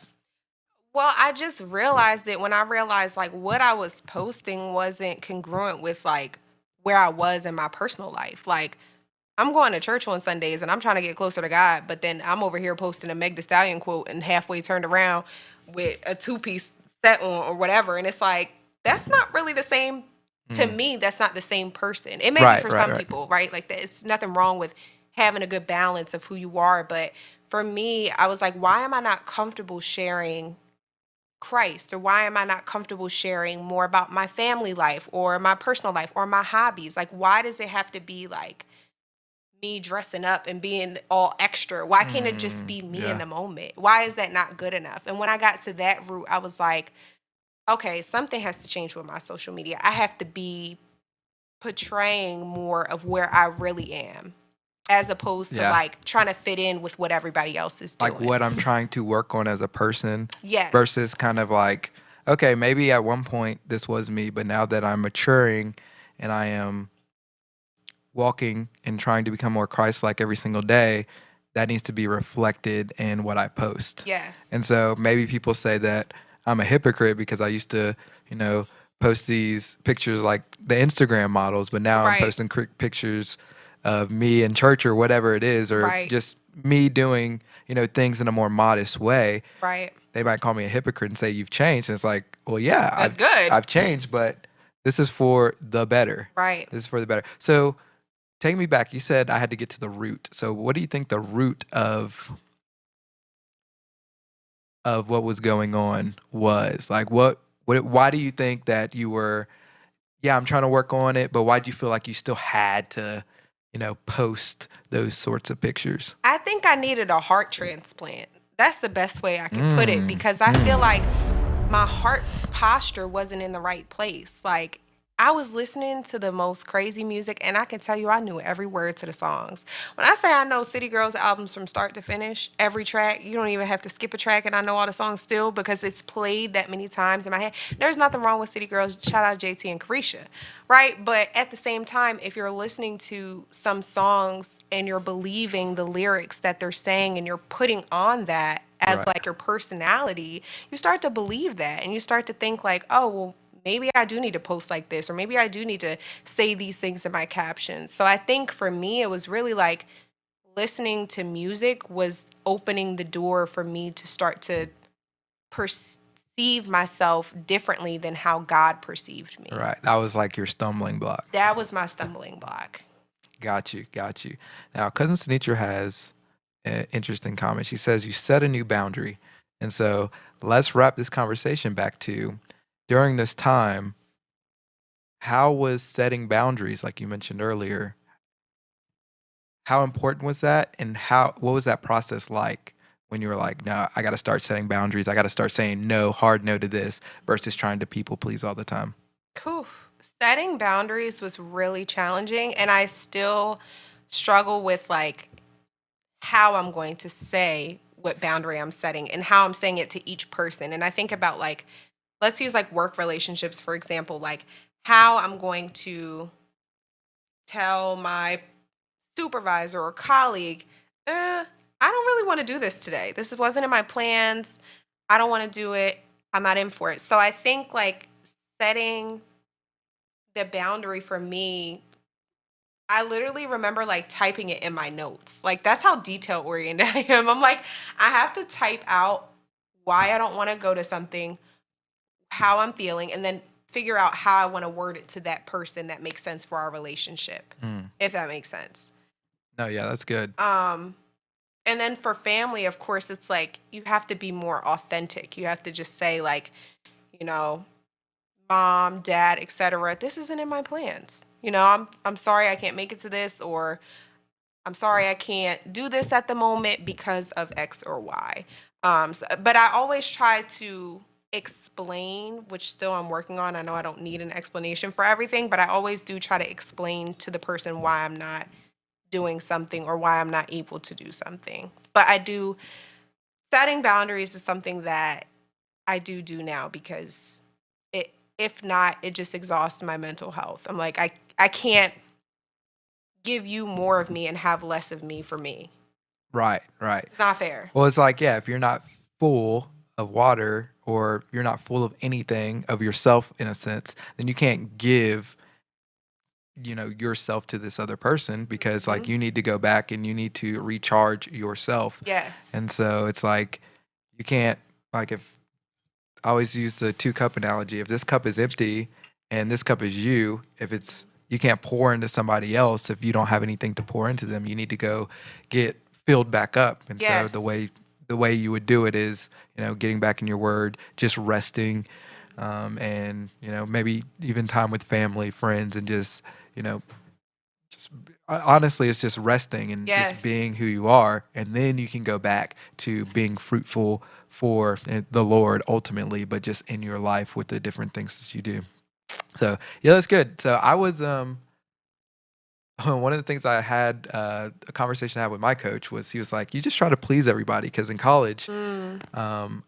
I was I wanted to do a lot of different things and make an impact in a lot of different ways, but that ultimately led to me just being up all night, just Yep. with homework, with serving as a member of it was called SAC. I was the vice president of Yeah, I'm that. familiar. Yeah, and so I was a vice president at my school, and we did a lot. So as far as D2, we raised the most money for Make a Wish every single year I was there, the most money, and by like it wasn't even close. And we did a lot of different events and a lot of different things to enhance the student athlete experience as well. And so I was a major part of planning all these different events, but I was also on the baseball team and I was also in school as well. Mhm. And so that led for like a lot of long nights and a lot of just giving myself to a lot of different things. And I wanted to do it all, to be honest with you, because I just wanted to be there and I wanted to be excellent at everything. But my coach was like, uh, you gotta be able to say no. And I know Yep. that you're a great person and you want to be there for everything, but you can't please everybody all Mhm. the time. And so that's something I really had to learn. And so it went back to setting boundaries. And the way that I did it was I had to set the boundary of, okay, what is my ultimate goal? And so ultimate goal is to, one, become more Christ-like, but also help people become more Christ-like as well, so that we can all meet Jesus at the top of the mountain. That's kind of like my little thing. Yeah. But then, of course, you have different goals for, whatever you're trying to do. So like go back to sports. It's like I want to hit in baseball a certain batting average, or as far as the team, we want to make it to this point in the season at least. And then once we get there, we advance on. And so I constantly had to ask myself, all right, I got this boundary set. And if something was presented to me like an opportunity, I have to assess like, okay, does this move me closer towards the goal, or is it going to keep me in the same position or possibly, move Ooh. me back? I like And so that. that's how I started to measure, how I weigh decisions. So when things are presented to me now, it's like, okay, how does this serve my ultimate goal? If it doesn't serve it, then I'm sorry, I can't do it. Yep. Right. Or I'll say like, maybe this is just not the right time. If it's something that I think I can help with, it's just right now, everything is, just a little too busy. But everything is measured against, the ultimate goal. Right. And so if it doesn't serve that goal in the moment, then it's just not the right timing. And so, I like that yeah. assessment that you do. Yeah, That's and like so smart. yeah, it took me a while to get there, but that's ultimately, how I break things down now. Okay. It's like, okay, what is my goal as far as, this YouTube channel? Mhm. Okay. If somebody were to come up to us with the opportunity to do X, Y, and Z, it's like, well, is it helping people to give practical religion? If the answer is yes, then, well, yeah, we can talk about this and consider it and make sure, everything's ironed out accordingly. But if it's not, then it's an easy no, because Mhm. ultimately you're just going to tarnish with your brand in a Yeah. sense. And so as a brand ambassador for Christ, then you always have to weigh, all right, is this making me more Christ-like? Is this going to make other people more Christ-like? And is this going to represent the kingdom of God in a Christ-like manner? Like, how does this reflect back on that? And so if the answer is yes, then it's like, okay, now let's take the next step to evaluate deeper whether this is a yes or a no. But if it's no, then it's just, okay, yeah, thank you for your time. Thank you for the opportunity, but I can't do that right now. It's just, I like that. we're not aligned right now. I'm going to use that. Yeah. I'm going to use that because most of mine have been like work related, not necessarily socially related yet. Because my PhD program gets me out of so much social stuff. I literally use it as an excuse all the time. I'm like, yeah, no, I can't. I have school. Right. But like, then once I get out of school, I'm going to need to use that. So I'm definitely going to be borrowing that. Tag that in the comments so that people can use it. Okay. That was good. Yeah, I think Cousin Sinitra already did. She says, that's what I do too.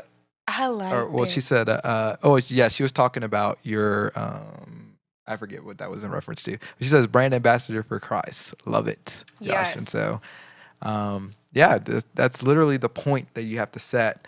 And then everything falls down. Because you got to have your values structured in a proper way.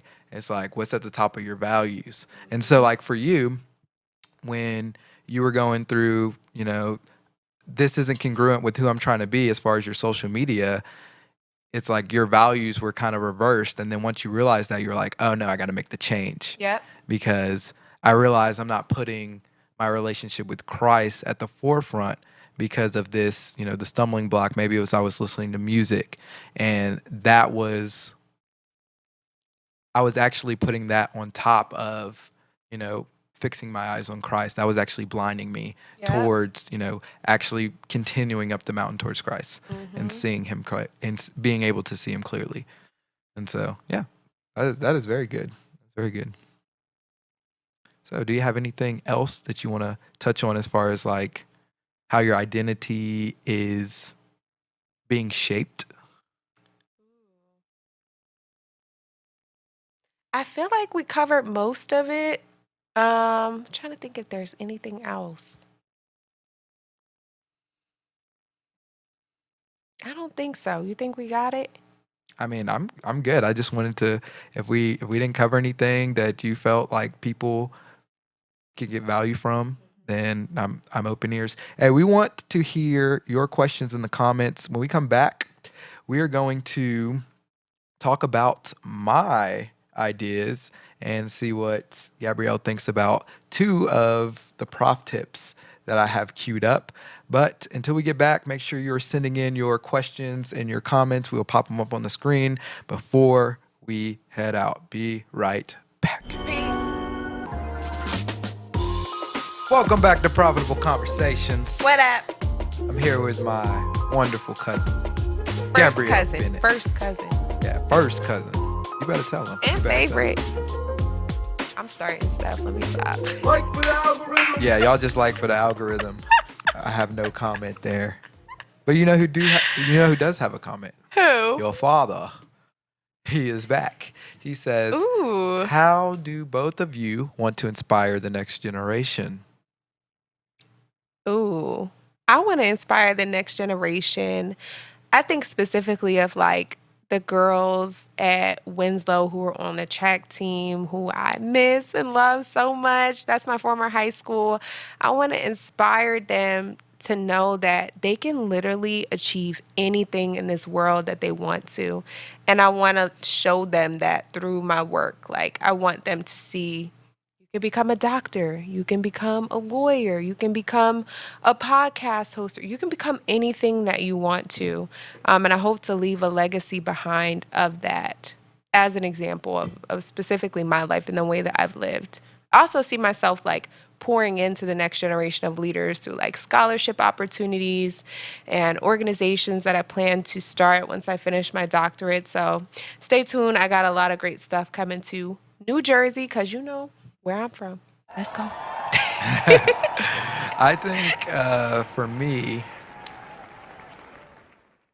my big thing is I want to help people to live freely. And so that they can, practically take the next steps to become more Christ-like. Yes. Rather than just saying, hey, I got a affirm this set of ideas or propositions. It's like, yeah, I have these propositional beliefs, but they're rooted in how I live my life. And this is how Mm-hmm. it's actually manifesting in my life. And so whether I'm coaching, whether I'm, on a podcast or, or even if I'm just producing a show, everything is about how to practically set people free. Right. Mm. Rather than, because we all know the Bible verses and we all talk about, quote scripture about Yep. being set free, where the Spirit of the Lord is, there's liberty. But then it's like, well, what does that actually mean? And so I want to get people to practically walk out their faith, because I don't think faith is just like this, oh, I just believe that is true in my heart. And it's like, Mm-hmm. if you believe it's true in your heart, you actually, walk towards that. And so that's how I want to inspire the next generation, is to get them to actually walk up the mountain towards Christ rather than, just being ideologically possessed with ideas, whether it's these political ideas, Yeah. whether it's, ideas that you get from your parents, Mm-hmm. ideas that you get in school. It's like, yeah, you can take in all these ideas, but then you have to navigate, I can take this idea, or this part of this idea is good, Yep. but the rest of it is bad. And it's because foundationally I am, like you said, rooted in Christ, and I'm trying to transform into, a more Christ-like image every day. It's like he Yes. said, we are created in the image of God. And it's like, well, yeah, but but we're also very sinful. And Mm-hmm. so we need to be able to turn away from our sins and feel free, like you said. right. I Yeah. love that you said that, because that gives people the opportunity to like experience Christ instead of being like hit over the head with Christ. Well, yeah. You know what I mean? Well, yeah, because what I see now is people will, affirm, yeah, I believe in Christ, but then they don't feel him. And so then they wait for a song to hit them and the Holy Spirit to take over. And it's like, sometimes you're just doing too much. You know what I mean? it's like, I know this Yes. song, I know this song is good, but I mean, and I'm not one You're to say drawing. that. I'm not one to say that like you're not catching the Holy Spirit or whatever. Right. But at the end of the day, I mean, I could be very excited about, certain things in my life. And I mean, of course, it's all up to my experience. Mm-hmm. But you can witness somebody catch the Holy Spirit, from the song or whatever, and then you don't see the Holy Spirit touch them in any other area of their life. Okay. And so, and so I want to be the person to inspire people to say, hey, like I'm actually walking this thing out with Christ. Right. And yes, I get excited during worship. Or, I mean, maybe you're just a person that thinks deeply about music. So sometimes Right. I'm very excited when I listen to music and I'm just like, I want to dance. But sometimes I'm actually, because I am a musician and I make music, sometimes I want to listen to the intricate details of, how these instruments are meshing together and how the vocal sits, so that when I make music, I can, maybe apply something so that I Yes. can glorify God in a similar manner. Or some like people that. just want to appreciate the music Mm-hmm. and appreciate and think about what God has done during a song rather than being, over emotional, right? And so I'm some just using people- worship as just one example. That's of a good like example. A whole broader thing. No, that's a great example, because I also think about that, because I think about like some people are just appreciating the environment too. Like the environment of being around other believers or being in a house of worship, Right. or they're just soaking up the presence of that. And so it's important for us too, I feel like, to your point, as believers, to be not pushing our own agendas of worship or how people should be doing things, but rather, like how you said it earlier, allowing them to be free to express their relationship with Christ in a way that makes sense for them. Right. And that actually brings the conversation full circle, because earlier we were talking about how we need to focus on our similarities rather than excommunicating people because of, a difference. And part of, coming together as Christians is that we're all different. We could be Jew and Gentile, but we're coming together to glorify God and to serve Jesus as being the way, the truth, and the life. And Yes. so we all have different personalities as well, Mm-hmm. and we all express ourselves in different ways. And so the way I express myself in worship, or the way I express myself in fellowship, is probably going to be different than the way you do. Just like Mm-hmm. the way we interpret things and the way we communicate is different. But I think nowadays, as well, specifically in the West, everything is supposed to be cookie cutter for us. And we actually see that in the way we construct neighborhoods. It's like the Yes. suburbs, it's like you go through and everything is the same, and you're like, that house looks just like that house, and that house looks just like that house. And Mm-hmm. this house might be identical to the one down the street. They just look like they just put it a little far out of the way just so nobody would notice. But it's like they all look very similar. And Yep. it's like Christ isn't trying to make a cookie cutter Christian. Nope. Come It's on like now. we're all different people, and he's all shaping us to be more like him, but in different ways. And we all have to use our talents, and we all have to use our gifts to glorify him, but we all have different talents and we all have different gifts. Yep. And so, That was a great way to put it. The cookie cutter. He's not making prototypes here. right. And I think that's, I mean, on either side, the more conservative Christians or the more liberal Christians, I think they're both kind of saying, like, hey, it has to be this way. And the other side's wrong. And it's like, no, we're back to choosing sides. Yep. It's like y'all are being back to, our first thing we talked about, healthy competition. This isn't healthy competition because this isn't advancing anybody towards Christ. Healthy competition is holding somebody accountable when they stumble, or lifting them up when they stumble and say, hey, you're better than that. Yep. You can do better than that. I know you can. Right. And so you're not necessarily condemning them. You're not casting the stones at them, but you are saying, hey, this isn't you, and this isn't what you were trying to represent. Now go and sin no more. Like Jesus told the woman who, I think she had she just basically committed adultery essentially. And so he says, go and sin no more to a lot of people. And so you're not affirming what they did wrong, Mm-hmm. but you're not shunning them and condemning them either. You're actually treating them for what they could be, which is, I like more that. Christ-like. Yes. All right, we have another question. I like that. It says, from Aunt Cindy, what do you do to relax from the daily grind? Cindy, that's a great question. For me, it would be exercise. So whether that's like taking a run, going for a nature walk. I love nature walks with a nice waterfall at the end so I can sit down and relax. I also will do yoga sometimes as well. As of like last year, I've been doing yoga in a sauna. It's been 132 degrees in there, and you just sweat and you detox. And it feels amazing. Talk about burning 3 times the calories in half the amount of time.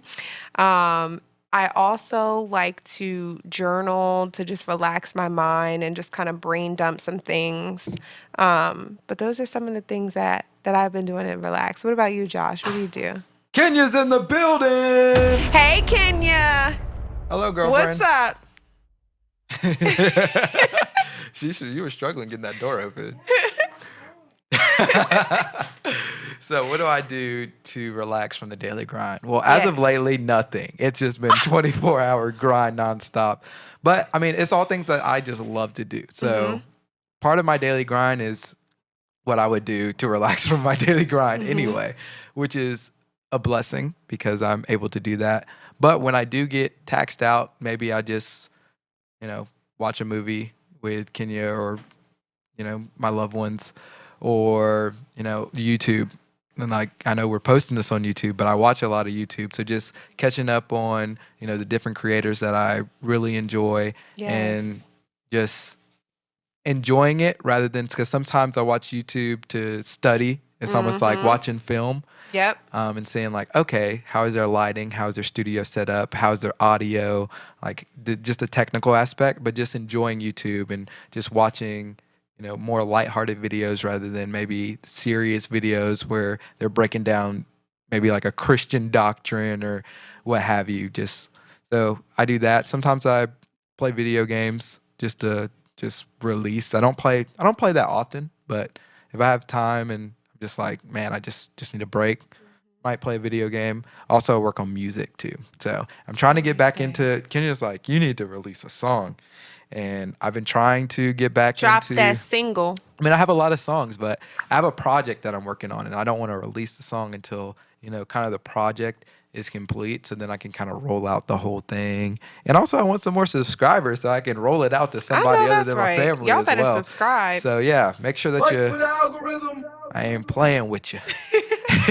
Anthony, you know what else is really good that I don't know if you're on TikTok, but maybe try like food TikTok because they have a lot of cool recipes and stuff that you can watch people make, and that's pretty relaxing as well. Yes, Kenya, we are waiting for that album. Drop that comment. Yeah, y'all just keep on viewing, keep on liking and subscribing, and the album it'll just poof, it'll magically appear.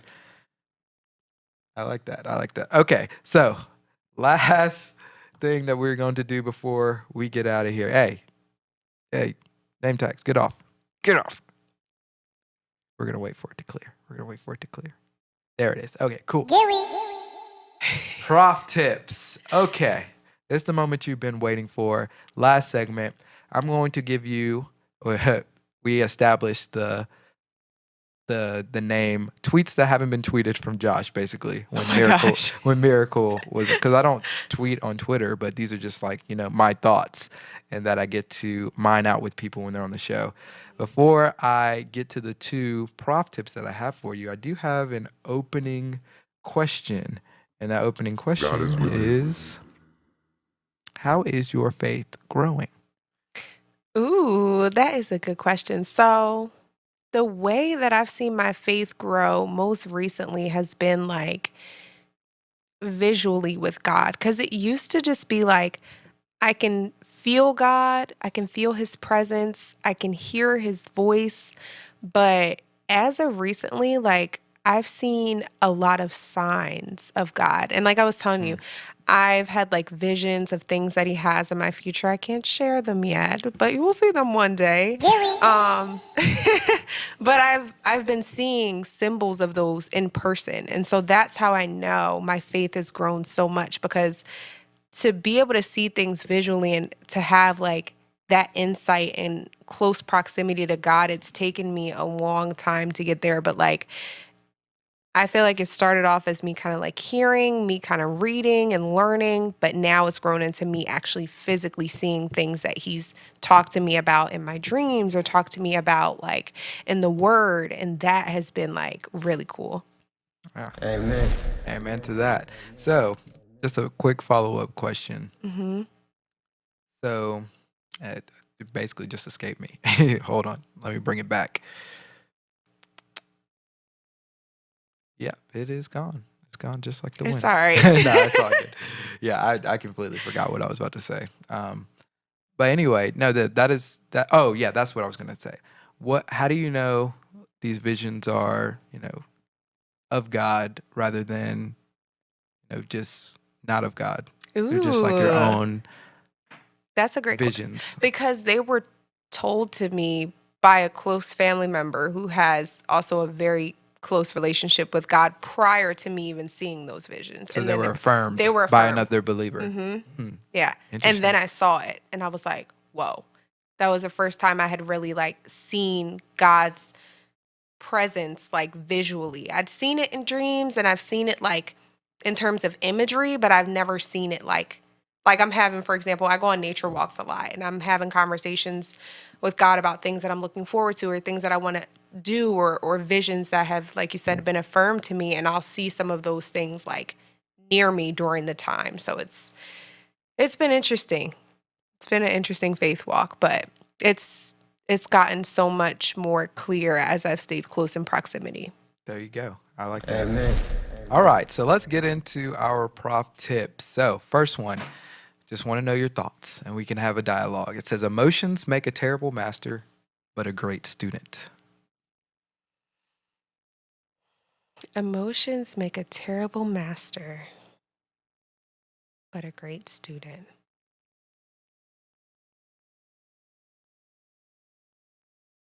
So it's saying like don't let your emotions rule you, but they teach you something.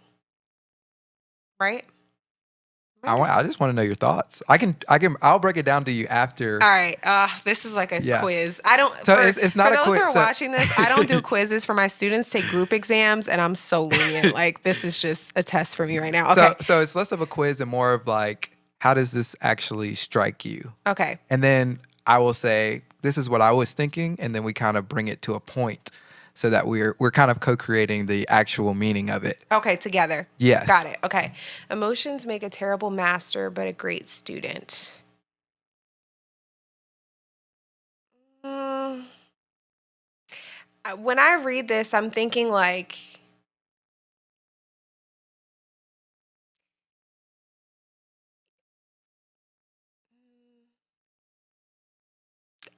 I feel like emotions. I don't think I agree with this. Emotions make a terrible Okay. emotions make a terrible master, but a great student. I don't agree with it.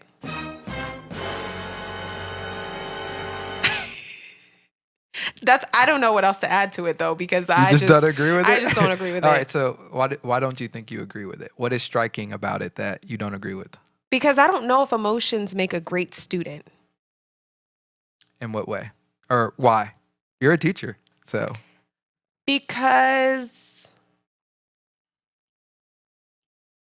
you can learn things from emotion, but I don't think, maybe it's just worded weird and it's just tripping me up a little bit. Hold on. Emotions make a terrible master, but a great student.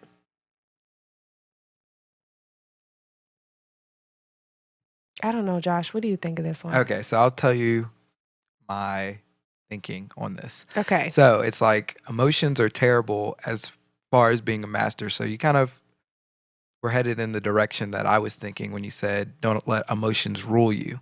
And so if you are constantly just guided by your emotions, then you will get like you're going to get yourself into a lot of sticky situations, right? Because you don't have emotional intelligence in a sense. Mm-hmm. But if your emotions are students of, a greater master, so if like you have control over your emotions, then you can learn from your emotions. So your emotions are actually the student of your, I guess, greater consciousness in a sense, I guess. That's what I was confused. I'm like, what would my emotions would be a student of? Right. What? So like anytime you have an emotional response, you're going to be able to learn from it. So your emotions or your emotions in different scenarios are able to better learn how to deal with certain situations with that scenario. Okay. And so it becomes, okay, I was angry in this situation. Why was I angry? Mm-hmm. Or what is the best way to emotionally respond if I'm in this circumstance versus this circumstance? And so your emotions actually help you to become a student. But it's bad if your emotions are the master in those situations and you only act on your emotions. You see what I'm saying? Yeah. Yes. So I think your camera died really quickly. So I'm going to change your battery and then we will be right back to it for our last prof tip.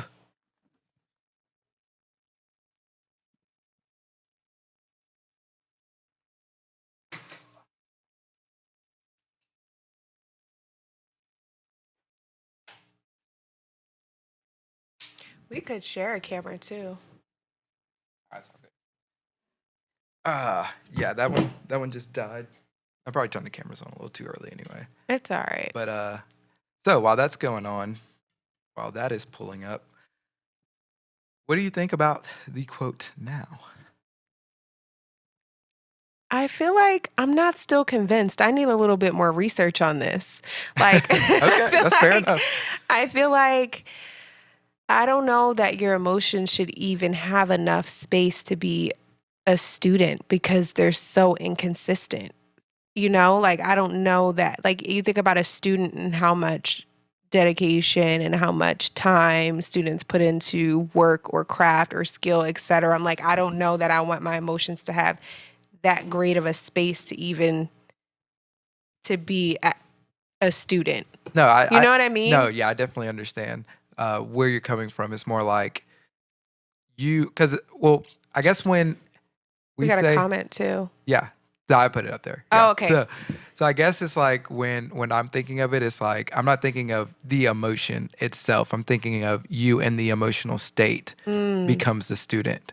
And like I said, you're able to learn about that emotional state if you at a higher state is the guiding force rather than you and your emotional state being the guiding force. got So it. that's where I'm more coming from when I Okay. say that. I can see that. I can get with that. I like that. Okay. So Mama Prophet says, check your emotions/feelings and Yes. where they stem from. Think before you act on your feelings. Like the Bible says, you have to be quick to listen, slow to speak, and slow to wrath. So, Amen. I like that. I like that too. All right, let's get into our second prof tip. It says Christianity is in the world, but it is not of the world because it is the sharpening of the things not seen. Ooh. Christianity is in the world, but it is not of the world because it is the sharpening of the things not seen. I like that because I think of like Christianity and faith. I would more so say like faith too as a sword. Like I'm trying to sharpen my mind. I'm trying to sharpen my heart posture. I'm trying to sharpen my emotions, as Aunt Sonia said, and focus all those things on Christ. And those are things that is work, period, that people can't see. So I would agree. I like that. Yeah, and that was my aim in that quote was, yeah, we're sharpening our character, Mm, right? We're sharpening the manner in which we live, which that's not always, it's reflected in how we live our lives. So it is seen, manifested in our lives. mm-hmm. But since we are always aiming to sharpen that to be more like Christ, to be perfect, and that's constantly evolving every single day, then you're constantly pushing the boundaries of who you can be.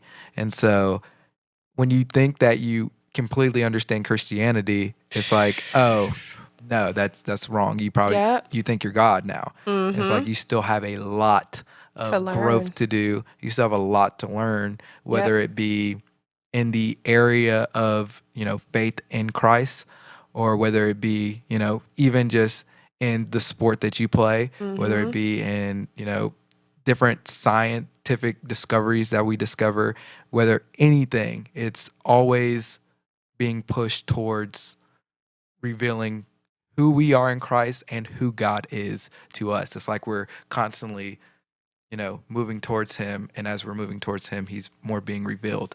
So I it's like like this that. never-ending sharpening because none of us are Perfect. perfect and none of Mm-hmm. us are infinite. We're all finite beings with limited time. And so Yep. even if we could get to a point where we are perfect, we don't have the time on this earth because, I mean, honestly, we all will die. Yes, So it's we like, ain't gonna be here forever. it's We only like, got a yeah. certain number of years. And so, I yeah. almost feel like too we could replace that first word, even Christianity, with like our relationship with Christ is in the world, but is not of the world because it's sharpening the things that aren't seen. I think about like our relationship with Christ is spiritual. It's also like could be visual. It depends on like how you learn and how you see things or how God reveals things to you. But I also feel like it's like I feel like even the word Christianity is limited here. Like it should be like something more broad and something more like, or something more specific, you know? Yeah, so I think the reason I chose Christianity was to not make the quote so long because I was like, No, you're right. because when I was when I was thinking, I was like, I was trying to make it specific, but I couldn't necessarily nail maybe the specific of what I was talking about in like one or two words, and so I was like, okay, Christianity, because I guess in my head, Christianity is, your relationship with Christ, your relationship with other Christians, but also your relationship with Yourself. yourself Yep. as well. Ooh, And I so like that breakdown. right. And because when people think of Christianity, they're like, oh, the religion, and they start thinking about all these other things, all these other different things. But then you have to get to what the root of Christianity actually is and how it is supposed to serve us in, or serve a Christian in his or her walk. Yeah. And so that's why I said, oh, Christianity, because Mm-hmm. yeah, we have a million different definitions for Christianity, but what is it actually, fundamentally Yep. and practically? And so I guess that's what Christianity would mean here. I like that. Yes. Hey, if you like that, make sure that you for the algorithm. like for the algorithm. We want to thank everybody Thank who you joined so the live stream. much. We have one more comment that came in from your father. He says, thank you, everyone, for a great Bible study that convicts, convinces, and converts. Amen. Shout out to my dad. Yes. Bars. Shout out to Uncle Chris in the building. Before we get out of here, we just want to remind you of our tentative schedule. We will definitely be here on Wednesday, definitely on Thursday at 9 and 7:30 with a quality pod. Tomorrow, Get it. kind of up in the air, no show scheduled as of now, but be on the lookout because we might pop something up on you if we're feeling froggy, you know?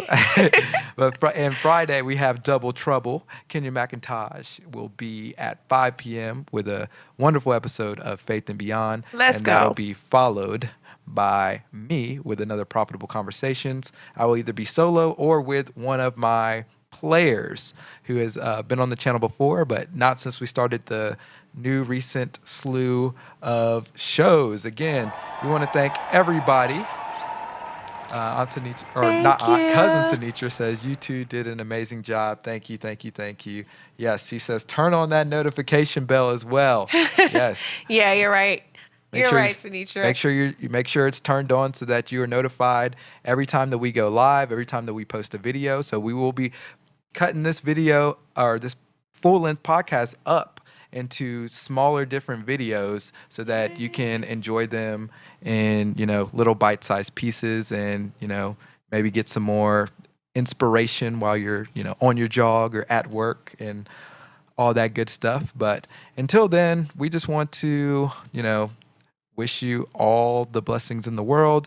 Make sure that you are striving for Christ. Do you have any last words? Or well, real quick, before we get out of here, tell them, how they can find you online, and anything that you want to tell them, and then leave them with your final words. Yes, so you can find me on Instagram at the Gabrielle Monique. That's Gabrielle, my first name, and then Monique. Shout out to my mama for the dope middle name. And I just want to say thank you all for tuning in. I had so much fun on your podcast. Thanks so much, cuz, for having me. Oh, it's been a pleasure. It's been amazing, and thank you. And yeah, I look forward to seeing you all on Instagram. Hopefully add me. All right. We will see you next time, definitely Wednesday. But again, be sure to look out for a video or a live notification tomorrow. Peace.